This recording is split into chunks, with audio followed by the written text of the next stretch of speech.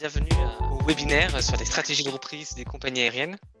Donc, moi-même, je suis Christophe Amboura du cabinet Syndex et donc basé à Paris et aussi membre du pôle aérien de Syndex. Et avec nous aujourd'hui pour le webinaire, il y a Stéphane Porté. Bonjour à tout le monde. Tu veux que je me présente, Christophe, peut-être? Voilà, Alors, je peut-être suis, rapidement. oui, tout à fait. Alors, moi, je suis basé à Dublin. Je travaille sur l'Angleterre et l'Irlande et je suis le secteur aérien pour Syndex depuis maintenant plus d'une dizaine d'années. À peu près la plupart des grandes compagnies aériennes, que ce soit le groupe IAG, EasyJet et puis récemment Air France. Voilà, l'écran normalement se partage, tu confirmes, Stéphane? Impeccable, on peut y Voilà, aller. on On peut peut y y aller. aller. Alors, Donc, ah oui, peut-être juste encore deux petits mots, excuse-moi, d'introduction. On vous rappelle juste que donc ce webinaire, il est enregistré et donc il sera disponible en replay sur le site internet de Syndex. Le webinaire, il est fait en deux parties. Donc la première partie qui sera plus axée sur les compagnies aériennes et que Stéphane va présenter, et la deuxième partie qui sera un peu plus axée sur les aéroports et que moi-même je vais présenter. Et entre les deux parties, il y aura un temps d'échange et de questions, voilà, pour approfondir les points qu'on aura évoqués ici ensemble. Donc voilà, donc, Stéphane, excuse-moi, je te laisse la parole. oui, alors l'idée qu'on a eue en fait au départ autour de ce webinaire, c'était de discuter avec vous un petit peu la reprise du secteur aérien et pour être assez transparent avec vous, on était parti d'une approche assez classique qui était d'essayer de lire dans la boule de cristal où c'est que l'on voyait la reprise, est-ce qu'on la voyait et quel était le type de reprise qu'on pouvait voir. On fait ça maintenant depuis le mois d'avril 2020. Et pour vous dire, on s'est trompé, on ne s'est pas trompé, on a eu de la chance, et puis après on a appris à partir du mois d'octobre à faire des scénarios suffisamment larges et vastes pour en fait rentrer dans à peu près toutes les configurations et pour dire à la fin qu'on avait raison.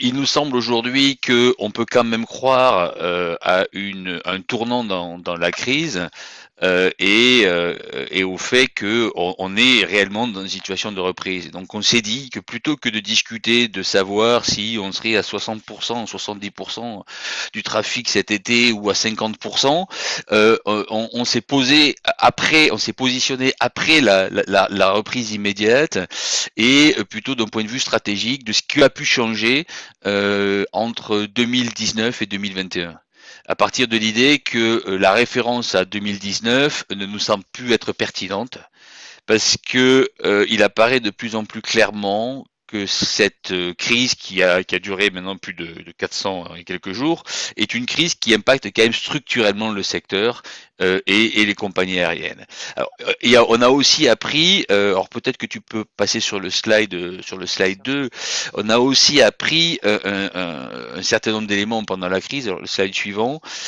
c'est que contrairement à ce qu'on avait pu attendre au début de la crise vers le mois d'avril, mai 2020, quand il est apparu clairement qu'on était quand même entré dans une tourmente, on a appris, on sait maintenant qu'il y a eu très très peu de faillites. Et que donc cette idée d'une restructuration, d'une reconsolidation du secteur, pardon, accélérée par la crise du Covid, elle ne s'est pas réalisée. Et le paradoxe est que en fait, un certain nombre de compagnies ont été sauvées par le Covid. Euh, euh, Étant basé moi-même entre l'Irlande et l'Angleterre et ayant été un des experts sur Flybe, je regrette toujours que Flybe n'ait pas tenu quelques jours de plus parce que Flybe est mort juste avant que le Covid arrive et aurait pu bénéficier, comme un certain nombre de compagnies, de soutiens gouvernementaux qui auraient pu permettre à Flybe de passer la tourmente et de se retrouver en mi-2021 en situation potentiellement de continuer à exister. On a eu très très peu de faillites. Alors on a un certain nombre de compagnies qui sont en grande difficulté. Une compagnie comme Norwegian est en grande difficulté. On a d'autres compagnies qui sont en situation de faiblesse. Mais quand vous regardez sur le slide que l'on vous présente le nombre de faillites en 2019 et le nombre de faillites en 2020, on voit très bien que la situation en 2019, où un certain nombre d'entreprises se sont retrouvées à court de cash, était beaucoup plus difficile au final en termes de capacité de résistance des bilans que la situation de 2020.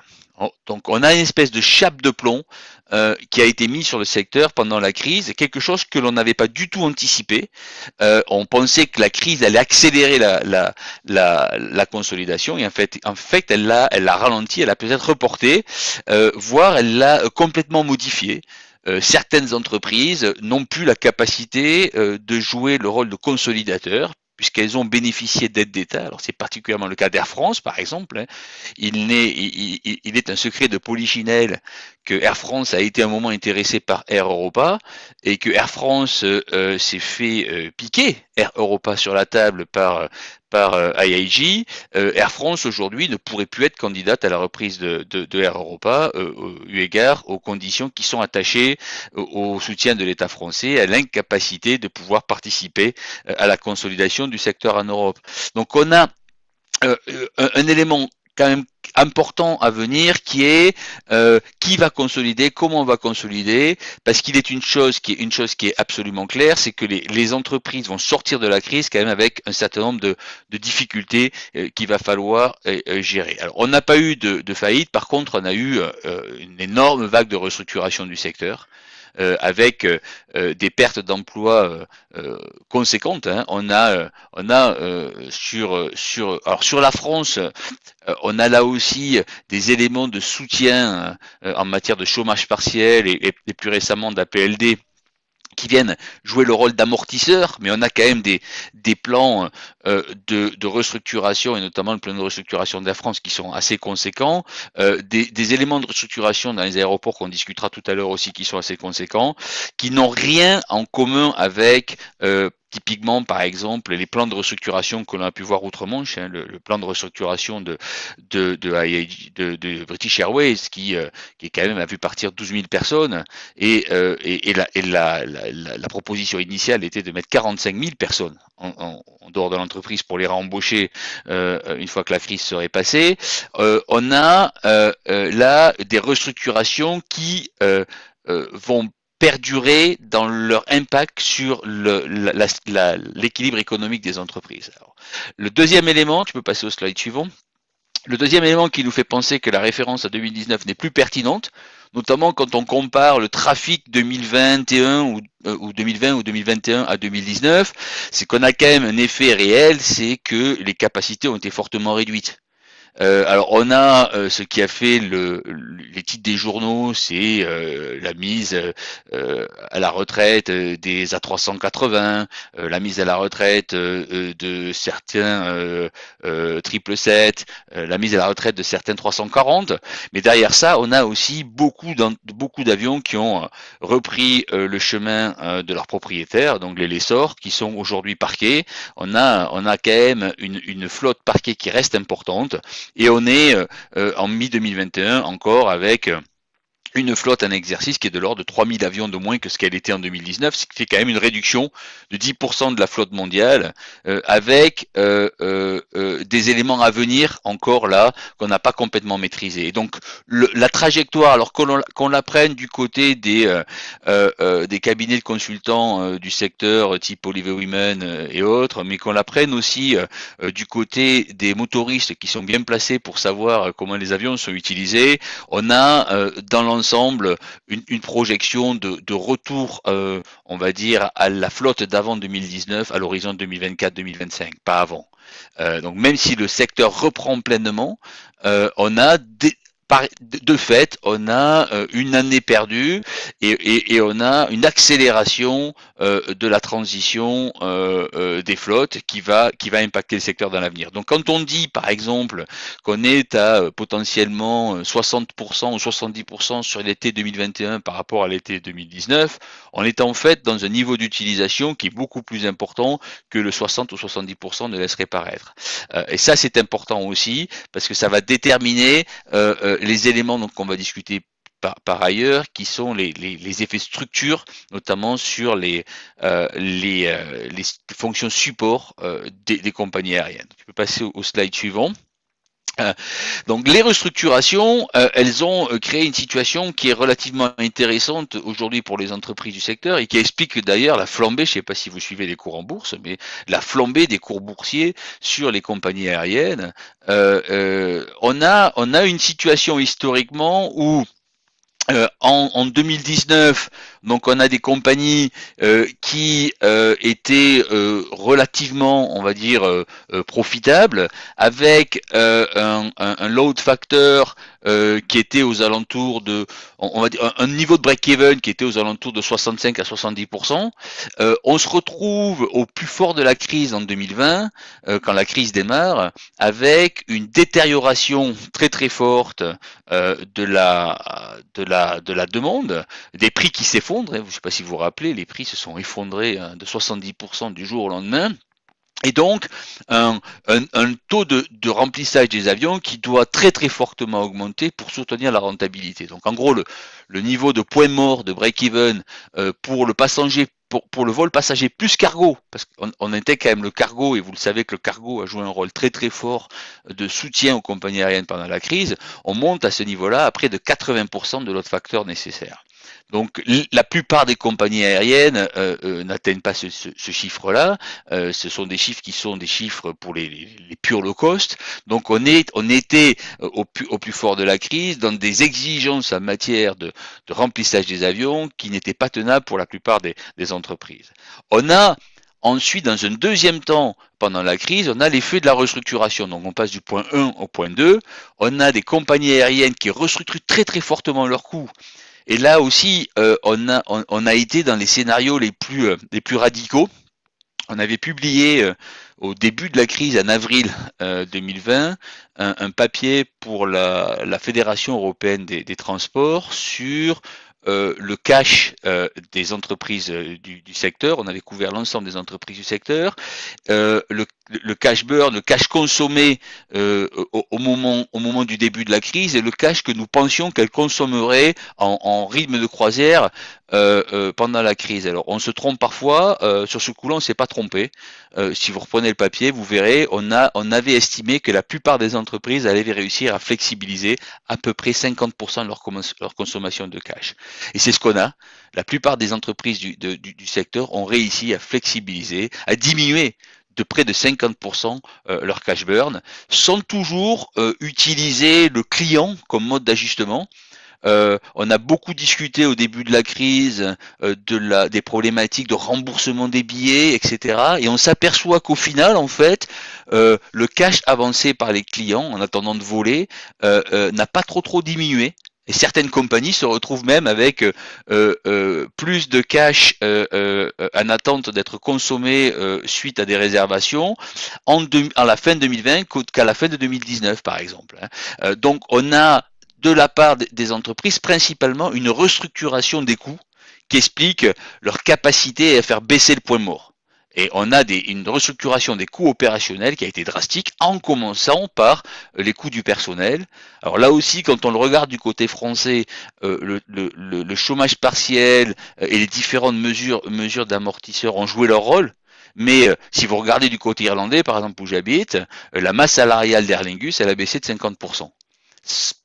Presque sans aucune compensation de l'État. Typiquement, les pilotes de Aer Lingus sont aujourd'hui payés 50% de leur salaire de base. On parle même pas du salaire variable qui est très dépendant du nombre d'heures de vol. Donc on arrive au point 2 avec un load factor de break-even de point mort qui est à peu près équivalent à ce qu'il était en 2019. Donc on est à 55-60%. Si vous remplissez l'avion à 55-60%, grâce notamment au fort taux de rentabilité à la tonne du cargo, vous retrouvez un point mort qui est acceptable. Vous êtes en situation de ne pas cramer de cash quand vous volez. Alors, en gros, c'était ça. Et ensuite, si on tire le trait, on a, avec la reprise, on a les ciseaux qui se croisent, on a d'un côté la demande qui repart, donc normalement des prix qui vont être soutenus, mais on a aussi une base de coûts qui va quand même être très largement maintenue, et c'est en tout cas ce que les entreprises sont en train d'essayer de faire, de maintenir leur base de coûts, et on devrait voir une augmentation très substantielle de la profitabilité. Et en ce sens, c'est peut-être un tournant dans l'histoire du secteur. En tout cas, si on regarde la profitabilité opérationnelle, la profitabilité globale va être très largement impactée par les très très forts taux d'endettement qui vont coûter énormément d'argent. Une compagnie comme Air France n'aurait pas pu continuer à exister sans la recapitalisation. Les coûts de la dette auraient été trop élevés, mais en tout cas au niveau opérationnel, on a un effet de ciseau qui va booster très fortement la profitabilité secteur aérien et peut-être ouvrir un nouveau cycle dans lequel le coût du capital va être à nouveau rentabilisé. C'est avec la problématique de l'histoire du secteur, c'est que pendant la plupart des années, depuis les années des années 70, le secteur n'est pas un secteur qui est capable de rentabiliser ne serait-ce que le coût du capital. Donc ça, c'est un élément sur lequel nous pensons que les entreprises du secteur vont essayer de capitaliser très très fortement. Tu peux passer au slide suivant. Alors, quelles sont les stratégies de reprise pour les compagnies? Alors, il nous semble que il y a 4 types de stratégies qui sont une réponse à la même question. C'est, puisque je vais être plus petit, il faut que j'arrive à repositionner mes frais de structure, mes coûts fixes. Et on pense qu'il va y avoir une nouvelle vague de restructuration qui va être plus fortement axée sur les coûts fixes. On le voit déjà, on a encore pour prendre un exemple outre-Manche, British Airways, la IAG, a annoncé la vente de Waterside, son siège social historique.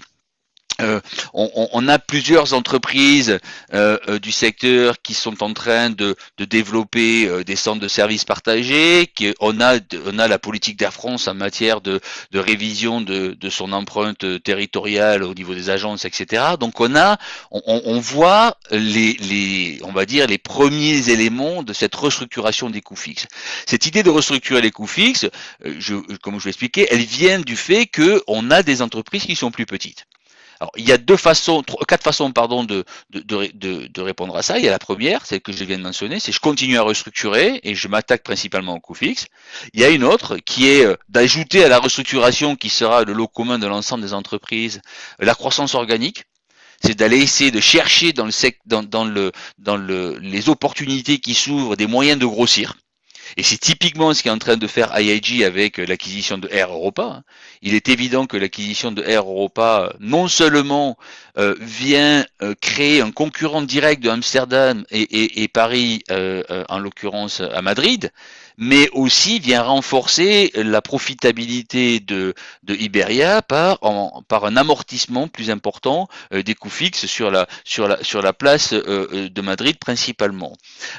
Comme je disais tout à l'heure, la croissance organique va être limitée par la capacité, on va dire, d'action des compagnies aériennes. Peu de compagnies aériennes aujourd'hui ont des bilans suffisamment, on va dire, stables et fournis pour pouvoir se permettre des acquisitions. Alors IAG en l'occurrence a la chance d'acheter Air Europa, on va dire, avec un paiement par échéance, puisqu'ils paieront dans 6 ans. En gros le prix. Donc peu d'entreprises peuvent se permettre des acquisitions, mais aussi beaucoup d'entreprises n'ont pas le droit de faire des acquisitions, à commencer, comme on l'a dit, par Air France, parce que ça fait partie des conditions attachées aux aides des États. Alors on va retrouver bien évidemment Ryanair qui peut être intéressé à racheter, alors peut-être pas des compagnies, mais en tout cas des slots, des positions, et on sait qu'ils sont intéressés sur un certain nombre d'aéroports aujourd'hui. Wizz Air qui bien évidemment ne fait aucune, j'oserais dire, en l'occurrence discrétion en la matière en ce qui concerne ses appétits, notamment sur le territoire français.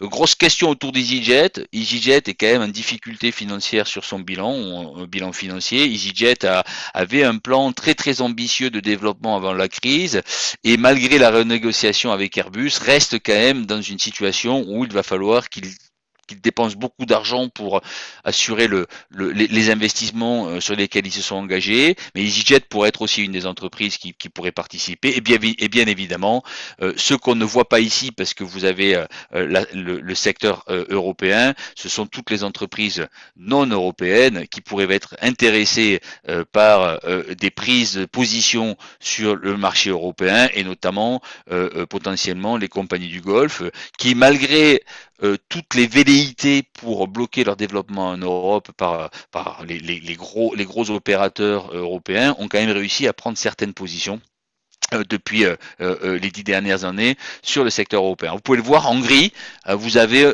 un certain nombre d'entreprises qui sont celles qui pourraient être aujourd'hui des éléments de restructuration. Alors là aussi, de consolidation, pardon, là aussi, les aides d'État vont quand même freiner fondamentalement la consolidation. On le voit dans le cas de Air Europa, la montée au capital par CEPI, le bras armé de la participation de l'État espagnol, rend quand même assez difficile les problèmes de gouvernance par la suite. Il faut vraiment avoir un appétit très fort pour le marché d'Amérique latine pour se retrouver aujourd'hui en situation de se retrouver à IAG avec une acquisition sur Air Europa où a priori les synergies qu'il comptait avoir seront peut-être plus difficiles à obtenir que ce qu'il pensait. Troisième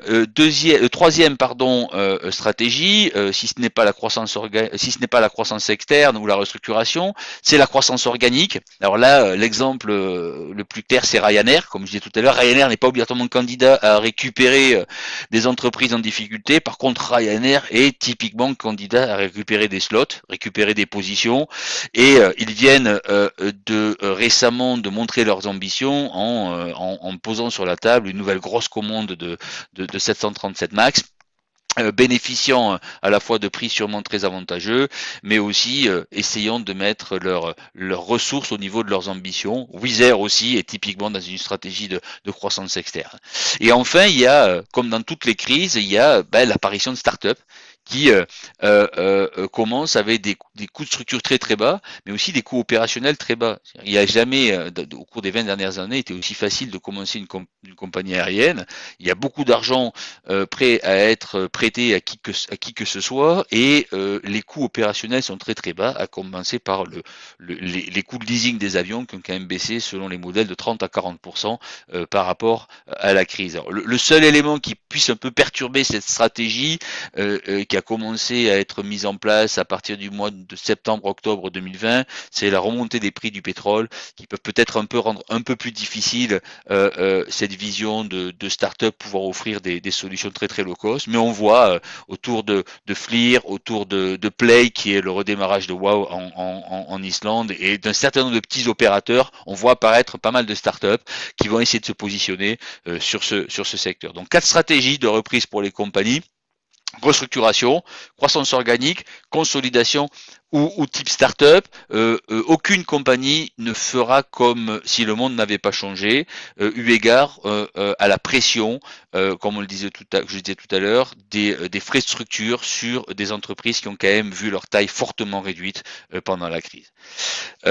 Élément suivant, c'est comment le paysage a changé.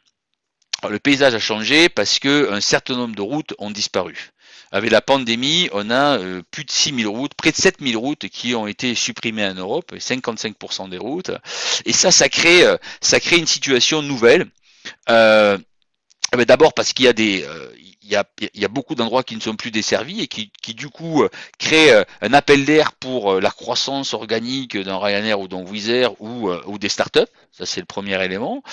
Mais pour ceux qui ont décidé d'abandonner ces routes, ça crée aussi des dynamiques beaucoup plus instables, avec la mise en place de routes plus ponctuelles. On voit cet été apparaître des destinations relativement inattendues, ponctuelles, qui sont pour chacune d'entre elles des tests, et qui testent la flexibilité des compagnies aériennes. Et c'est là qu'on va voir qui est capable de redessiner très très rapidement un plan de vol des routes entre le mois de mai et le mois de juillet, au gré des réouvertures de frontières, au gré des possibilités qui sont offertes avec la fermeture par les compagnies, les autres compagnies, la fermeture des routes qui ouvrent des possibilités sur des aéroports.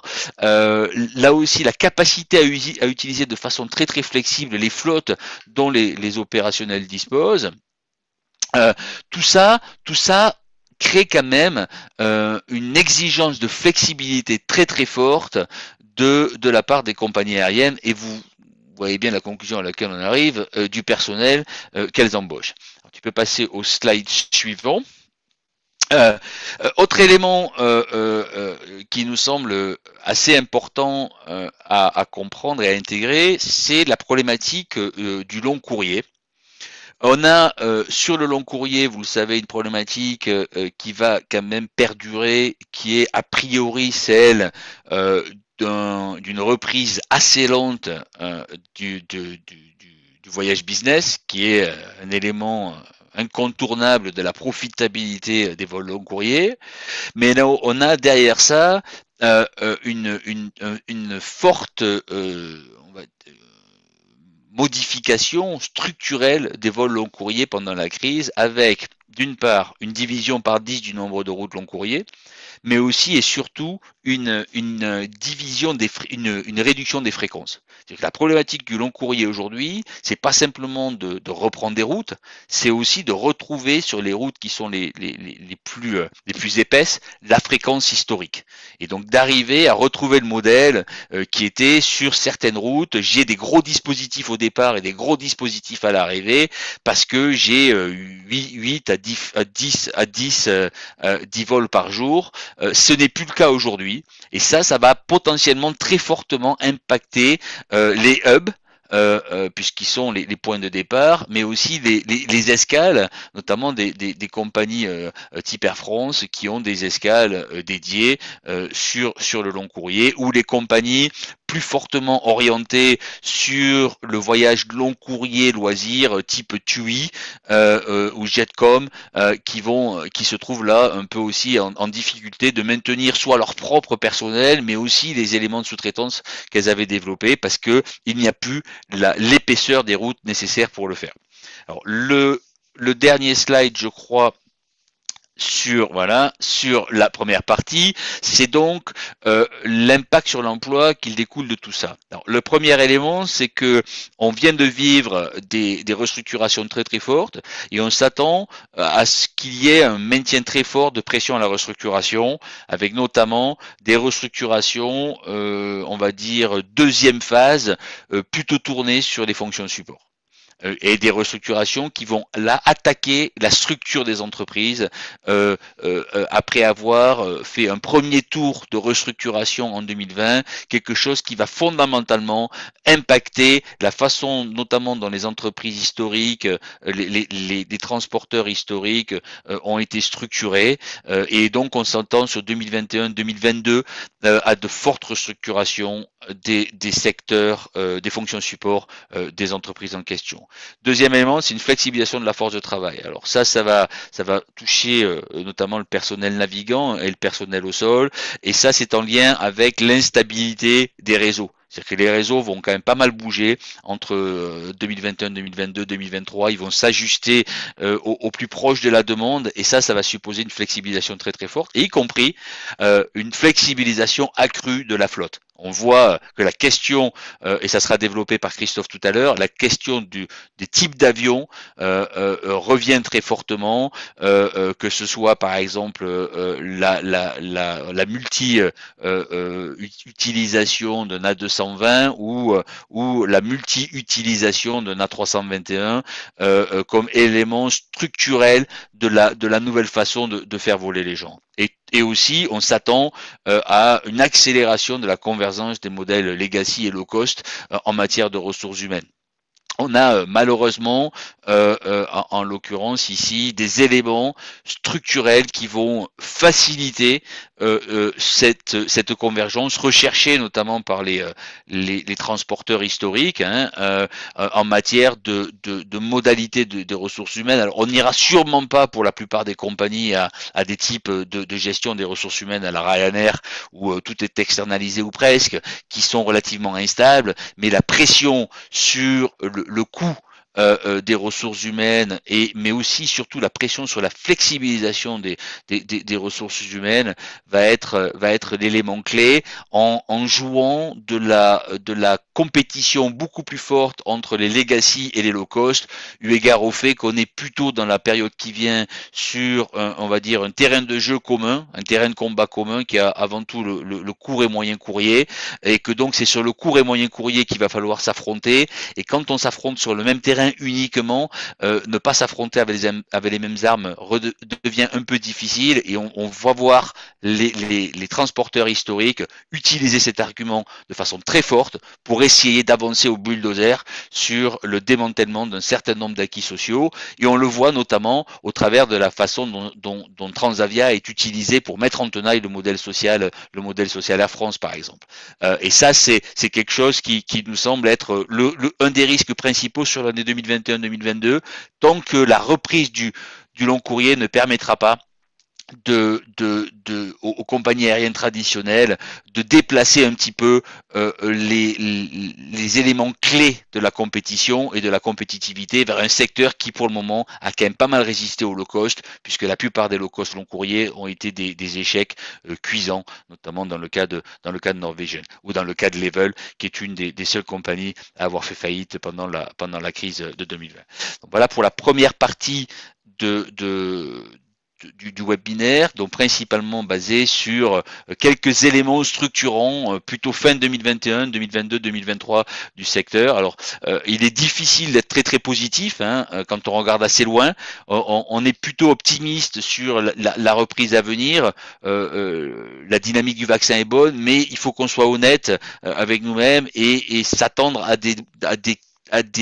des éléments, on va dire, de pression sur les salaires forts, alors même que nous pensons, pour revenir quand même au slide qui était important, que nous pensons qu'il y a des éléments de rebond très fort de la profitabilité à venir des compagnies aériennes, eu égard à la restructuration d'ores et déjà réalisée et à la baisse des coûts opérationnels. Donc, je laisse la place à la discussion. Alors, je ne sais pas, bien évidemment, j'ai pas pu suivre multitâche assez limitée s'il y a des questions dans le chat, mais la porte est ouverte à la discussion quand vous voulez.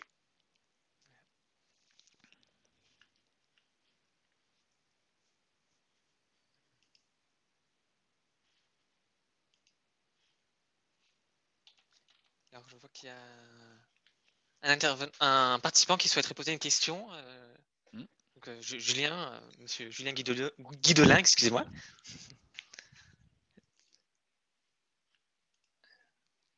Est-ce que le micro fonctionne? C'est bon, le micro fonctionne. Bonjour. Super. Julien Guidolin, je suis le secrétaire adjoint du syndicat Métallurgie en Gironde. Vous n'avez pas abordé l'effet aussi de la suppression de certains vols court courrier avec l'évolution de la réglementation qui interdit les vols, les liaisons entre Paris et certaines villes de province, et notamment Bordeaux. Et puis, on perçoit que cette réglementation pourrait être amenée à évoluer vers des vols de plus longue durée. Est-ce qu'aujourd'hui, on en mesure ou on sait en percevoir les conséquences? Non, on n'a pas. Alors, on n'a pas abordé effectivement ce point, qui est un point, alors qui est un point discuté en France, mais qui est aussi un point discuté en Autriche, par exemple, et quelque chose que l'on voit grandir par ailleurs. Donc, premier élément, effectivement, la limite de 2h30 nous semble pour le moment plutôt basse, et on va très rapidement arriver à 3 heures. Les voisins autrichiens sont déjà à 3 heures, et on va voir monter ça petit à petit sous l'exigence environnementale qui va aller croissant. Alors c'est par ailleurs, on n'a pas du tout abordé ici un élément qui est à mon avis aussi important dans la reprise, qui va être la pression très forte sur l'empreinte environnementale du secteur aérien. On voit poindre des éléments que on décrit nous depuis un moment. C'est une attaque radicale du secteur sur sa non-réponse à son impact environnemental.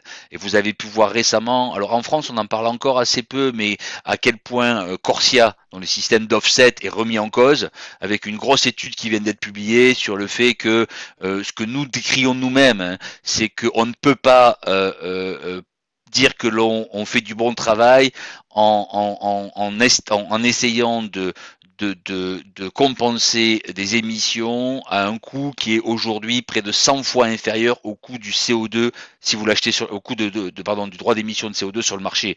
Donc le secteur utilise ici des moyens, on va dire, un petit peu inacceptables pour essayer de faire un peu de greenwashing, et on va se retrouver en 2020 à la sortie de la crise avec une pression assez forte sur ce qui est un voyage essentiel.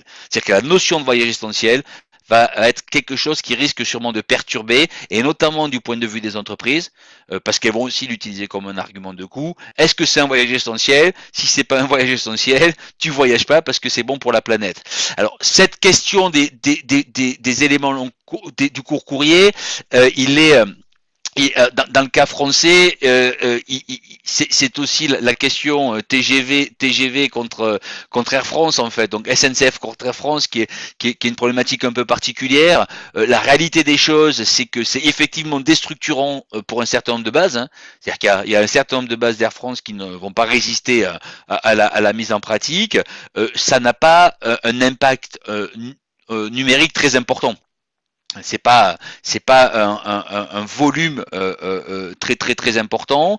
Est-ce par contre là où nous pensons qu'il y a un élément de faiblesse, c'est que si vous supprimez des vols des types Bordeaux-Orly par exemple, vous devez avoir une solution qui soit compatible avec la réalité du transport de Bordeaux à Paris, qui est quand même qu'une grosse partie de ce transport est un transport qui va aussi venir en connexion. Or, la difficulté aujourd'hui, c'est que le train plus l'avion, ça marche pas. On pourrait passer des heures à discuter de là-dessus. Alors si vous lancez Christophe là-dessus, j'espère que vous avez 3 jours, parce que c'est son dada, l'intermodalité.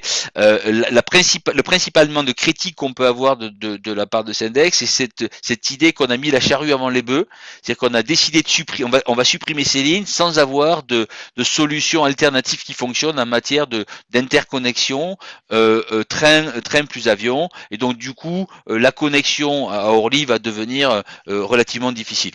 Vous savez, la connexion aujourd'hui, je crois, se fait en taxi ou en bus.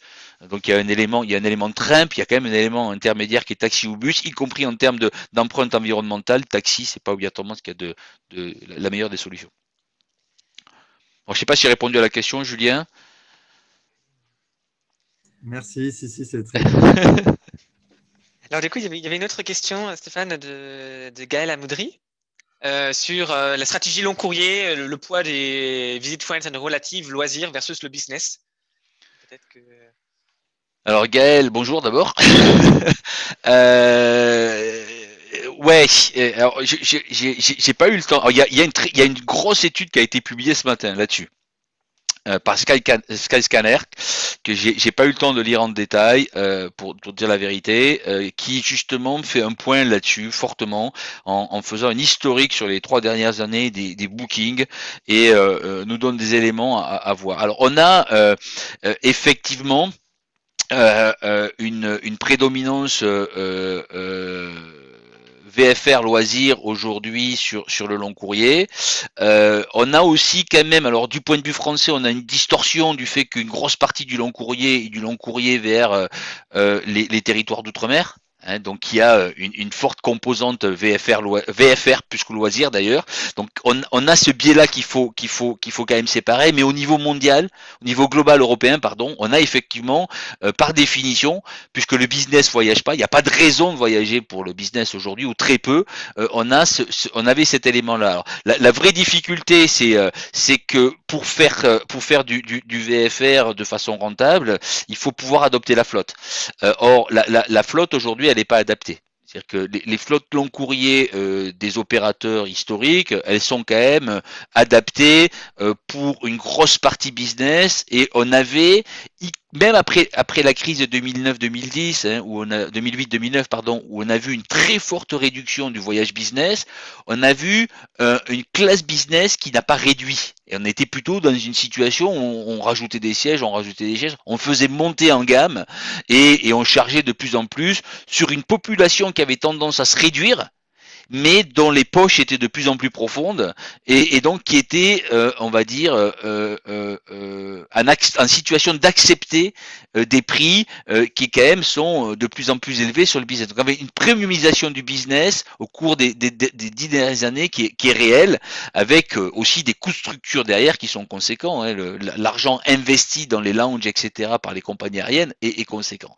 Et donc, passer de ce modèle-là à un modèle VFR où, en gros, vous avez sur un siège économie, un siège qui rapporte environ 6 fois moins qu'un siège business, la difficulté de faire un équilibre financier.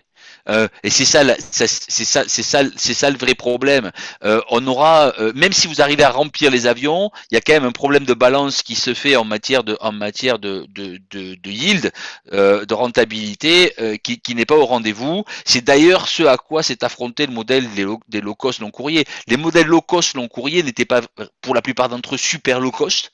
En gros, ce qu'ils offraient presque à tout le monde un billet au tarif économique, et la plupart des compagnies n'ont pas réussi à équilibrer leur compte. Alors ensuite, dernier élément, si on a de façon pérenne une mutation du long courrier vers on va dire une exposition VFR de plus en plus importante, on va d'abord avoir une mutation des configurations des avions. Hein.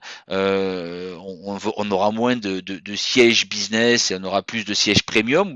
On voit monter cette logique-là de compenser la perte du business par du premium. C'est la logique typique Lufthansa, par exemple, voire British Airways.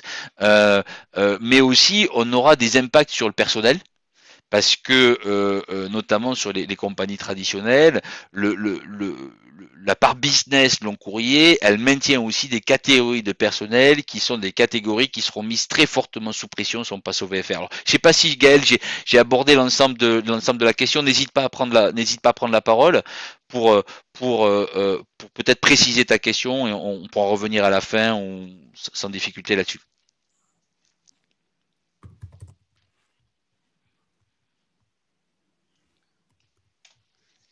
On va peut-être du coup revenir plutôt.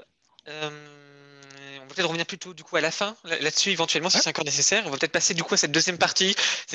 Donc je vais repartager mon écran. Et donc il y aura encore un deuxième moment d'échange, une deuxième possibilité bien sûr de partager, d'échanger. Cette deuxième partie est donc davantage sur l'impact sur le secteur aéroportuaire. Alors du coup, il va y avoir deux temps. Il va y avoir un temps on va regarder comment la crise 2020 a impacté les aéroports, quels ont été les aéroports qui ont été le plus impactés, ceux qui ont été le moins impactés. Et puis, de manière après plus prospective, on va davantage se mouiller, essayer de voir qu'est-ce que ça signifie pour aéroports hub, aéroports secondaires, quelles sont les perspectives d'activité à plutôt moyen terme, quelles sont les dynamiques que nous on identifie ici.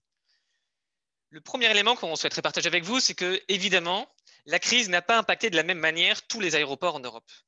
Et ce qu'on constate, c'est que les hubs, les grands hubs, donc on parle de grands hubs, on parle de Heathrow, de Paris-Charles de Gaulle, de Amsterdam, de Francfort, de Munich ou d'Istanbul. Ils sont ici marqués sur la carte avec des points verts. Ces grands hubs-là, ils ont su relativement mieux maintenir une connectivité et aussi une activité en Europe. Et donc, tout au long de l'année 2020, la première plateforme aéroportuaire en termes de mouvement aérien d'après Eurocontrol, c'était Istanbul. Et la deuxième, c'était Paris-Charles de Gaulle. Et la troisième, c'était Amsterdam. Donc, voilà, à l'inverse, ce qu'on constate, c'est que cette fois-ci, des aéroports, par exemple, davantage dédiés sur de low cost, tels qu'un Gatwick, tel qu'un Nice, tel qu'un Porto, ces aéroports-là, ils ont été beaucoup plus impactés par la crise. Et ce qui va expliquer l'impact d'un aéroport hub, pourquoi lui était relativement plus résilient versus l'impact d'un aéroport low cost, pourquoi lui, il a été bien plus affecté par la crise. Ce qui va expliquer cette différence-là, c'est, il nous semble, des stratégies des compagnies aériennes qui ont réagi différemment face à la crise sanitaire. Peut-être une dernière précision sur cette carte. Cette carte a été faite par ACI Europe. Et donc, elle ne mesure pas les mouvements aériens par aéroport. Ce qu'elle mesure ici, c'est une métrique qui est propre à ACI Europe. C'est une métrique de connectivité. Donc, c'est finalement le nombre de destinations à partir duquel un aéroport a été connecté pendant l'année 2020 et compare cette connectivité de l'aéroport, à quel point il est bien inscrit dans le réseau aérien européen et mondial avec ce qui était en 2019. C'est là où on voit, par exemple, c'est un des exemples où on voit que les grands hubs ont mieux résisté à la crise, ils ont davantage préservé de connectivité que les autres aéroports. Donc, je reviens, ce que je disais, ce qui nous semble qui explique cette différence entre grands hubs et puis aéroports secondaires, ce sont des stratégies réseau très différentes. Et on a constaté vraiment une manière différente de réagir à la crise entre les Legacy Airlines, donc les compagnies traditionnelles, des Air France, British Airways, Lufthansa, versus les low cost. Ici, sur ce graphique ici, on vous a fait une extraction de kappa ou AG sur les capacités offertes. Donc, c'est les sièges offerts. Ce ne sont pas le nombre de passagers qui ont vraiment volé sur les avions, mais c'est les sièges offerts sur la période 2019-2021 depuis Paris sur l'axe Paris-Europe. Quand on a pris l'axe Paris-Europe, on a pris Orly, Charles de Gaulle et Beauvais. C'est pour ça que vous voyez aussi l'activité en termes de sièges offerts de Ryanair. Alors, 2019, pas de surprise, Air France est la principale compagnie aérienne qui offre de la capacité au départ de Paris. Ce n'est pas une nouveauté. La nouveauté apparaît plutôt à partir du mois de juin et c'est surtout prononcé en novembre 2020. Ce qu'on constate, c'est que la reprise de capacité de Air France est bien plus forte, bien plus prononcée que celle des low cost. Et sur la période novembre 2020, avril 2021, si on résume, les low cost ont mis zéro capacité sur Paris, sur l'axe Paris-Europe, alors que Air France est environ à visuellement 30-40% de sa capacité pré-crise 2019. Alors, qu'est-ce qui explique cet écart? Il nous semble y avoir trois explications sur l'axe Paris-Europe. La première explication, c'est tout d'abord la clientèle. La clientèle d'Air France et les destinations qu'Air France dessert ne sont pas les mêmes que les concurrents low cost. Les concurrents low cost vont davantage desservir une clientèle loisir qui va moins se déplacer en période de confinement, logiquement, alors que Air France va peut-être davantage desservir une clientèle corporate, entreprise, qui même pendant une période de confinement a besoin de se déplacer. Ce serait un premier élément. Un deuxième élément qui explique cette résilience d'Air France, et donc du coup c'est la résilience du hub Charles de Gaulle, c'est qu'il y a un effet réseau. Le réseau Air France est un réseau en hub. Donc si on souhaite garder un minimum de cohérence dans le réseau Air France, eh bien, il faut garder un minimum de connectivité, quand bien même les avions ne seraient pas ou peu ou vides ou peu remplis. Voilà. Et c'est ainsi qu'en 2020, Air France est targué d'avoir réussi à maintenir 85% de ses destinations long courrier malgré la pandémie tout au long de l'année 2020. Mais l'élément, il nous semble, qui explique le plus la différence entre Air France et les low cost sur la destination Paris-Europe, c'est la structure de coûts qui est différente. Les low cost ont plus de coûts variables que Air France qui a davantage de coûts fixes. Ce qui veut dire que lorsqu'on fait redémarrer un avion, et bien finalement, le seuil pour que les recettes dépassent les coûts variables, et bien il est plus bas côté Air France que côté concurrent low cost. Et il nous semble, et c'est aussi quelque chose qu'on a retrouvé sur d'autres Legacy Airlines, que c'est donc ce ratio coût fixe, coût variable qui finalement, en période de crise, favorise une activité côté Legacy Airlines. Ici, c'est un exemple qu'on a fait donc sur l'axe Paris-Europe. On a fait le même exercice sur l'axe Lyon-Europe. Un nouveau, capacité en siège offerte sur la période 2019-2021. Et de nouveau, c'est le même pattern qui se répète. C'est la même histoire qu'on constate. EasyJet, qui était la première compagnie en départ de Lyon en 2019, sa position se retrouve, il a perdu sa place au profit de Air France, qui, avec la crise sanitaire, est à nouveau la première compagnie à opérer au départ de Lyon. Et là, à nouveau, il nous semble qu'il y a l'effet clientèle, c'est sûr, un effet réseau, c'est sûr, mais il nous semble aussi une structure de coût.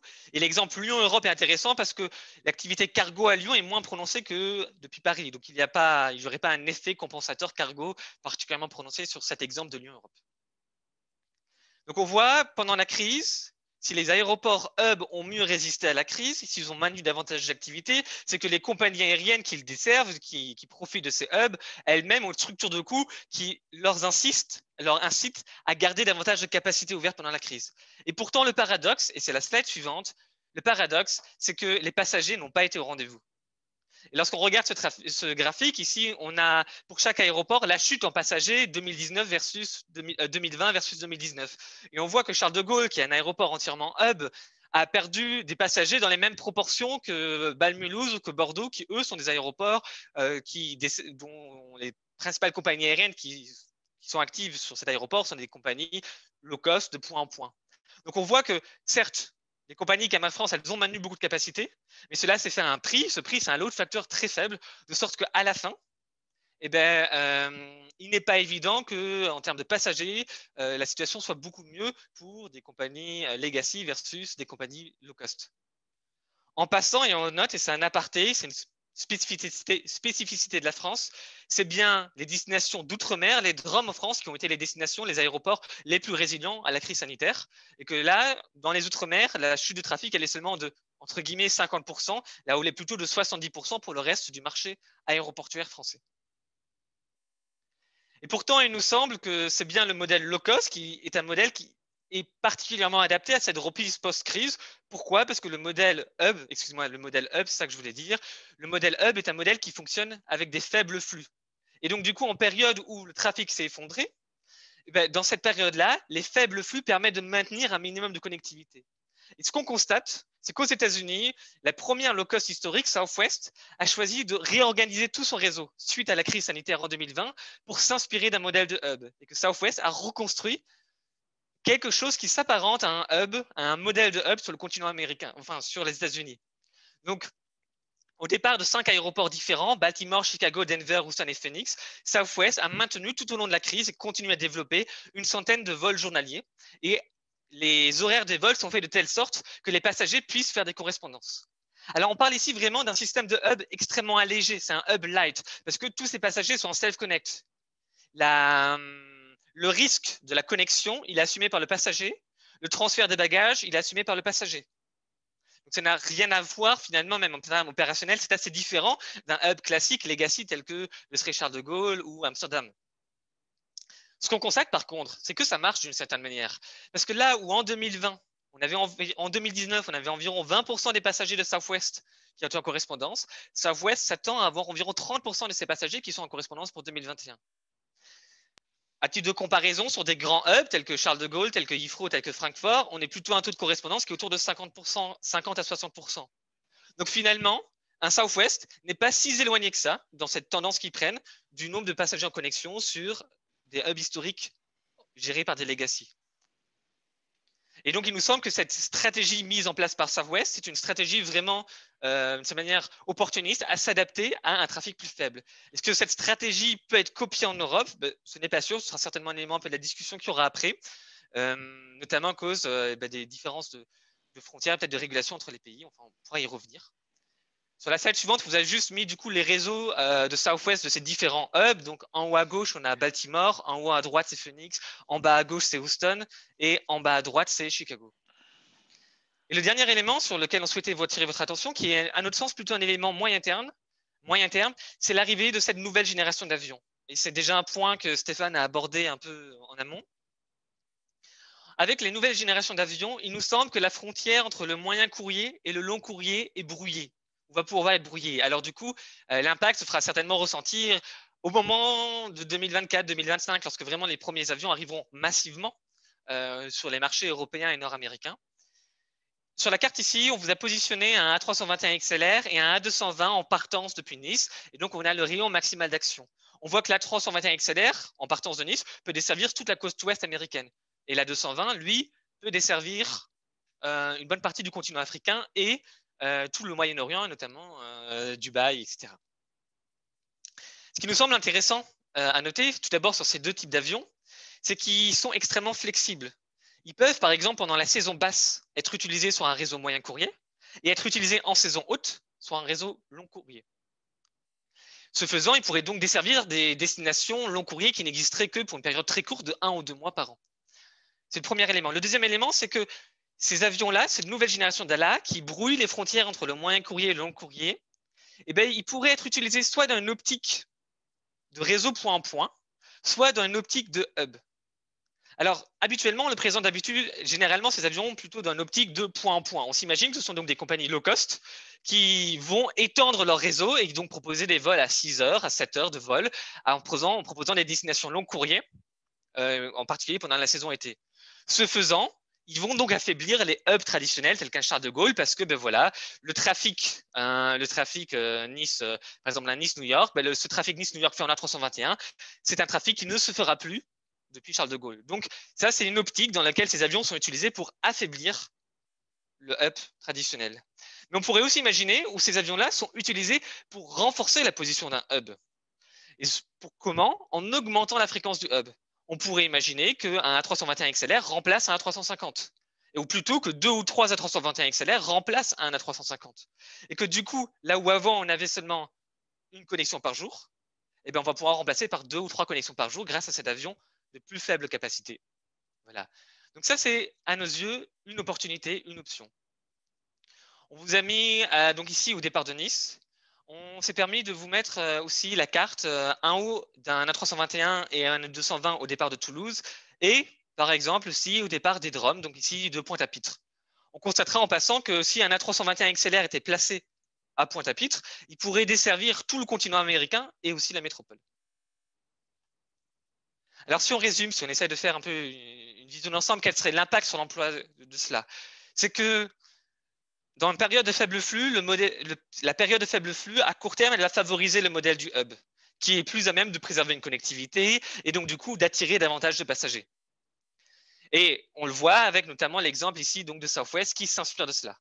À court terme, évidemment, ce qu'on constate aussi, c'est que les contraintes sanitaires, elles vont continuer à être consommatrices d'activité, de suractivité. Elles vont engendrer une suractivité et elles sont consommatrices aussi de ressources humaines au niveau de l'infrastructure aéroportuaire. Et cela, on ne s'imagine pas que ça s'arrête dans un avenir proche. On pense au contraire que, un peu comme pour les mesures de sécurité après le 11 septembre, ça va se prolonger sur une période assez longue. Le point d'interrogation, c'est est-ce que les hubs low cost vont aussi, ces hubs low cost, à l'exemple de ce qui se fait côté Southwest, vont aussi se développer en Europe? Pour qu'ils puissent se développer en Europe, il faudrait déjà développer de nouveaux services, notamment alors ce qui existe déjà, des assurances pour le self-connect, fait par un tiers. Mais on pourrait aussi imaginer des nouveaux services d'un aéroport, tels que l'aéroport, qui prennent en charge le risque du transfert des bagages, par exemple. En tous les cas, ces hubs low cost sont aussi un risque pour les salariés parce que ce sera une activité qui sera beaucoup plus volatile qu'un hub traditionnel. Enfin, et c'est peut-être le dernier point là sur lequel je vais tout de suite sauter, voilà, à moyen terme, il nous semble que l'élément à moyen terme, c'est une nouvelle génération d'avions et c'est quelque chose qui a déjà donc été évoqué plus tôt par Stéphane, va brouiller un peu les cartes, va brouiller un peu les marchés du moyen courrier et du long courrier. Et donc, ils vont poser la question de où est-ce que ces avions A321 XLR et A220 seront positionnés, par quelle compagnie aérienne ces avions vont-ils être utilisés? Est-ce qu'ils vont du coup davantage être utilisés par des compagnies traditionnelles selon le modèle du hub traditionnel Legacy Airlines type Air France ou par des compagnies plutôt low cost selon un réseau point à point? Et puis évidemment, ces avions-là vont renforcer la pression sur les conditions du travail des salariés du long courrier. Il est certainement que les directions vont utiliser l'arrivée de ces avions-là pour chercher à aligner les conditions de travail des salariés du long courrier, en particulier du personnel navigant, sur ceux du moyen courrier. Quand bien même, il resterait des spécificités. Voilà, donc ça, c'était les principaux éléments qu'on souhaitait aujourd'hui rapidement vous présenter. Donc, on peut à nouveau passer un petit tour de table sur les interrogations et les questions éventuellement que ça soulèverait chez chacun. N'hésitez pas à lever la main pour qu'on puisse voir qui souhaite prendre la parole. S'il y a des questions particulières que ça soulève.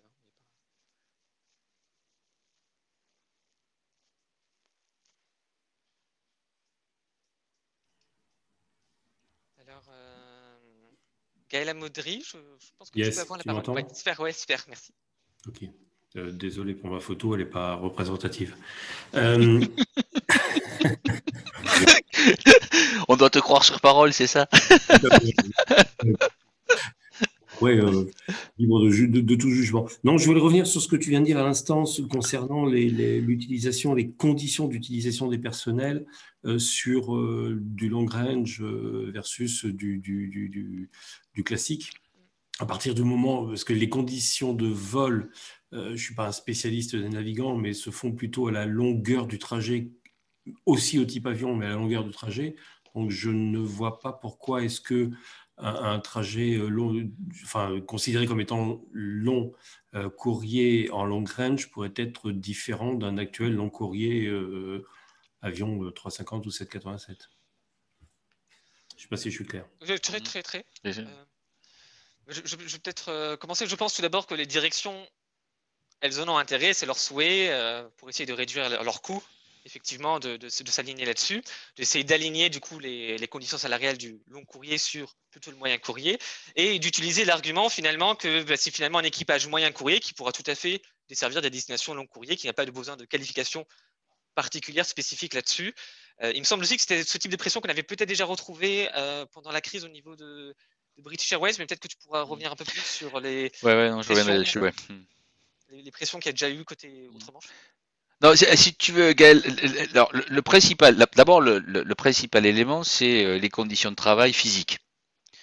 C'est-à-dire que la structure, la façon dont on s'organisait les cabines d'un 321 XLR par exemple ou d'un 321 LR aujourd'hui, en situation normale, n'est pas du tout comparable à ce que l'on peut retrouver sur un 340 ou un 350 ou un 380 en termes d'espace cuisine, en termes de privatisation d'un certain nombre d'espaces, en termes de couchettes, etc., etc. Donc il y a quand même cet élément-là. Il y a un deuxième élément qui est le nombre de passagers au mètre carré. On est plutôt dans des configurations qui sont quand même des configurations, on va dire, assez condensées et qui supposent du coup un service beaucoup plus important au mètre carré.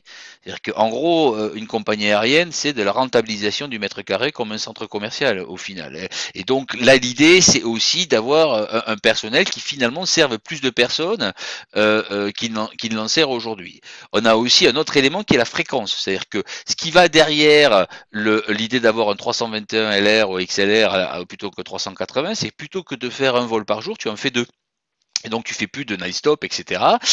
Et donc tu as des éléments là qui sont sur des destinations, on va dire, alors peut-être pas des destinations 9h, etc. Parce que là on touche à la limite, mais sur des destinations qui touchent les 5-6 heures aujourd'hui, qui sont à la marge. Typiquement, on voit le débat autour en ce moment autour de Tel Aviv où certaines compagnies mettent des gros porteurs parce que il y a du besoin. On pourrait imaginer que dans la situation inverse, on passe de gros porteurs à plutôt des moyens, des neurobodies sur du long courrier ou du courrier étendu, et ça quand même, ça change fondamentalement la façon dont le personnel doit s'adapter. On est dans une toute autre logique. Alors ensuite, on a aussi un profil sur ce type de prestations qui est quand même un profil moins business aussi. Et donc derrière, on a une pression sur les coûts qui va être quand même beaucoup plus importante. Tu n'auras pas, alors tu as la question de la fréquence qui est importante, mais le service sur un 321 ne pourra pas être comparable à un service sur un 350 en matière de siège business par exemple. Il y a un problème d'espace. Donc il y a tous ces éléments-là qui sont quand même à prendre en compte. Pour dire vrai, au jour d'aujourd'hui, il y a encore très peu d'opérations en la matière, donc on n'a pas de surface pour voir exactement ce qui se fait, mais ce que l'on voit poindre, c'est plutôt une dégradation des conditions de travail en vol. Et derrière aussi, avec l'idée que le même avion peut servir des destinations à 1h30 et des destinations à 10 heures de vol ou 9 heures de vol, on a aussi une flexibilisation de l'ensemble de la chaîne qui doit s'ajuster. Que ce soit les gens qui vont transformer les cabines dans la nuit en faisant un quick fix de 8 heures sur le 321, il est donné avec un changement à 8 heures, ou le personnel qui doit s'adapter d'une semaine à l'autre sur du vol à 1h30 pur moyen courrier à un vol beaucoup plus long courrier. Donc c'est un peu ça qui nous laisse penser qu'il va y avoir des changements où finalement on a une tendance à comment dirais-je, à effacer les lignes historiques entre le long courrier et le moyen courrier. Donc, je ne sais pas si ça répond exactement à la question. C'est plutôt des éléments qu'on perçoit dans la discussion, notamment avec les directions d'entreprise en la matière. Si, c'est très clair. Merci beaucoup. C'est impeccable. Alors, je vois qu'il y a une question là donc, de Julien Guidelin. Je pense que tu peux avoir la parole. Attention, on a la police Index qui nous dit qu'il ne nous reste que 25 minutes. Ouais, excusez-moi, la main était levée de tout à l'heure. Ah, ok, désolé. Bon, alors s'il n'y a pas forcément plus de questions, peut-être qu'on peut conclure là-dessus, éventuellement. Alors, donc on vous enverra la présentation qui vous a été faite, on va vous l'envoyer la suite au webinaire, il n'y a pas de difficulté là-dessus. À la fin de la présentation, vous retrouverez aussi nos contacts. Alors, les contacts côté Stéphane, c'est s.porté@syndex.fr. syndex.org.uk. Et puis côté du mien, c'est s.amboura@syndex.fr. Donc du coup, n'hésitez pas à nous recontacter si vous aviez la moindre question. C'est le moindre souhait de précision. Le webinaire, il sera à nouveau accessible. Il sera accessible sur le site internet de Syndex. On va aussi vous renvoyer le lien du webinaire si vous souhaitez éventuellement le partager. N'hésitez pas. Voilà. Et donc du coup, de notre côté, c'était un plaisir de vous présenter ces réflexions et de discuter avec vous, de partager avec vous sur ce que ça soulevait de vos côtés et dans vos entreprises. Merci beaucoup. Je vous souhaite une excellente Merci, messieurs. Merci beaucoup. Merci, au revoir. Passez une À bonne bientôt. journée. Au revoir.